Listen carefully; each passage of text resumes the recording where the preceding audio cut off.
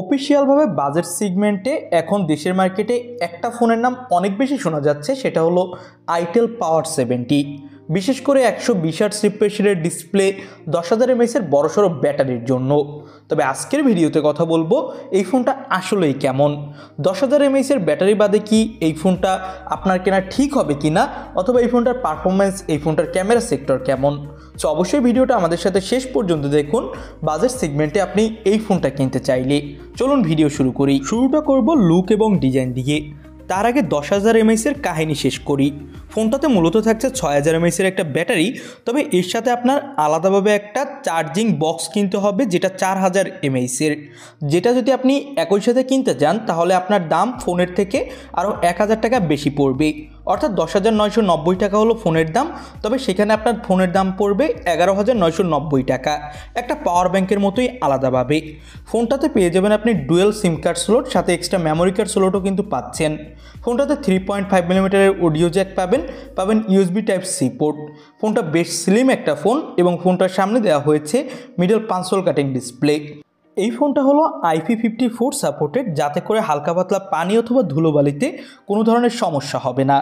মার্কেটে আপনি এই ফোনটা 4টা আলাদা আলাদা কালার ভেরিয়েন্টে অ্যাভেলেবেল পাবেন এবং এর ডিসপ্লে সাইজটা কিন্তু বেশ বড়, 6.67 ইঞ্চি মাপের, যেটা HD+ IPS LCD প্যানেল এবং রিফ্রেশ রেট দেওয়া হয়েছে 120 Hz।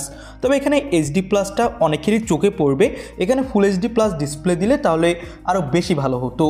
পিক ব্রাইটনেসও একটু বাড়ানো যেতে পারতো, 700 নিটস দেওয়া হয়েছে পিক ব্রাইটনেস। এখানে যদি এই ফোনটা আপনি হেভি লাইট অথবা সানলাইটের মধ্যে থেকে ইউজ করতে চান তাহলে কিছুটা হলেও ব্রাইটনেসের ঘাটতি আপনার চোখে পড়বে। ফোনটার ক্যামেরা সেকশনের কথা বললে ব্যাক সাইডে সিঙ্গেল ক্যামেরা থাকছে, যেটা 13 মেগাপিক্সেলের। ব্যাক সাইডের ক্যামেরা দিয়ে আপনি এই ফোনটাতে ফুল HD+ রেজলিউশনে ভিডিও রেকর্ডিং করার সাপোর্ট পেয়ে যাচ্ছেন। এছাড়া ম্যাক্রো মোডও পেয়ে যাচ্ছেন, নাইট মোড থাকছে। সব মিলিয়ে ফোনটার ক্যামেরা কোয়ালিটি মোটামুটি ভালো এবং এই ফোনটাতে 8 মেগাপিক্সেলের সেলফি ক্যামেরা থাকছে। ব্যাক সাইডের ক্যামেরা দিয়ে তোলা কিছু ছবি আপনি দেখতেই পাচ্ছেন। অন অ্যাভারেজ অনেক ভালো ফটোগ্রাফি করা যাচ্ছিল এই ফোনটা দিয়ে। এছাড়া ফোনটার ক্যামেরা কোয়ালিটি আমার কাছে মনে হয়েছে আর একটু ইমপ্রুভ করা উচিত ছিল, এখানে ডুয়েল ক্যামেরা সেটআপ দিলে আরও বেশি ভালো হতো। পারফরমেন্সের জন্য ফোনটাতে মিডিয়াটেকের Helio G50 ultimate chipset use করা হয়েছে, যেটা বাজেট সেগমেন্টের একটা চিপসেট এবং এটা কিন্তু 4G চিপসেট। ফোনটাতে আপনি গেমিং বলতে পাবজি, ফ্রি ফায়ারের মতো গেমগুলো আপনি স্মুথ সেটিংসে এখানে প্লে করতে পারবেন। তবে যদি হাই সেটিংসে প্লে করতে চান তাহলে অবশ্যই কিছুটা ল্যাগ ইস্যু আপনাকে ফেস করতে হবে। ফোনটাতে out of the box Android 14 পাচ্ছেন এবং পেয়ে যাচ্ছেন আইটেল OS 14। এবং এই ফোনটাতে আগেই বলেছি 10,000 mAh ব্যাটারি ব্যবহার করা হয়েছে, তবে সেটা কিভাবে ব্যবহার করা হয়েছে সেটা আশা করি আপনাদের প্রথমেই ক্লিয়ার করতে পেরেছি।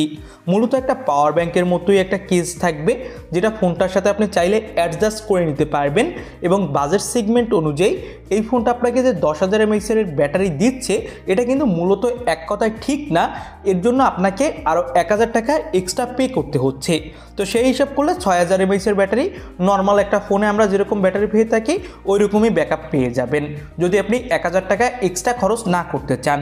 তো এবার বলি এই ফোনটা আপনার কেনা ঠিক হবে কি না। 11,000 টাকা বাজেট অনুযায়ী ফোনটার স্পেসিফিকেশন আমার কাছে ঠিকঠাকই মনে হয়েছে অফিসিয়াল হিসেবে ঠিকঠাকই আছে। তো এই ছিল আজকের ভিডিও। আজকের মতো ভিডিও এখানেই শেষ করছি। আল্লাহ হাফেজ।